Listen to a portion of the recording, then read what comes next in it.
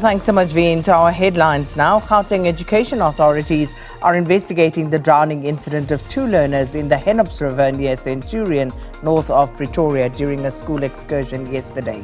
Now, the city of Tshwane's emergency services arrived on the scene to find two boys aged 13 and 16 from the Davidton Skills School had drowned. Spokesperson Charles Mabaso says that the boys were engaged in a water activity as part of a school excursion. Meanwhile, Gauteng Education MEC Matume Chilwane is deeply saddened by the deaths of the two learners.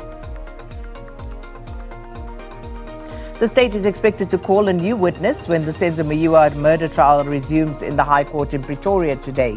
Proceedings got off to a rocky start yesterday after presiding judge lambasted the defense for not being ready to proceed with the cross-examination of the ballistics expert Chris Mangena. 5 men are currently on trial for the 2014 murder of Meyiwa. The newly elected executive mayor of Ekurhuleni Metro, Nkosindiphile Xhakaza, will this afternoon swear in the newly appointed multi-party members of the Mayoral Committee in Germiston on Gauteng's East Rand. And this significant event follows the appointment of the ANC's Xhakaza as the mayor of the city of Ekurhuleni. Xhakaza was elected during an extraordinary council meeting last Thursday, and this after the removal of Councillor Sivuyile Kontwana through a motion of no confidence vote 2 weeks ago. Now, with the new driving license cards to be rolled out at the end of the month, concern is mounting as the new card printing machine has still not been secured. And this while Minister of Transport Sindisiwe Chikunga has made assurances that the machine would be procured in time.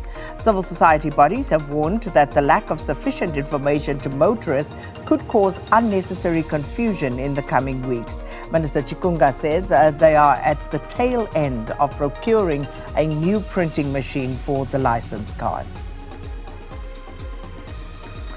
And marking what he called a heartbreaking milestone of 1 year since the outbreak of civil war in Sudan, the United Nations Secretary General Antonio Guterres believes that the world is forgetting about the Northeast African country. Guterres has warned that while the world was focused on escalating tensions in the Middle East, other dramatic life and death emergencies such as the one in Sudan were being swept into the shadows. Over 14,000 people have died since the Sudan Armed Forces and the Rapid Paramilitary Forces began their power struggle.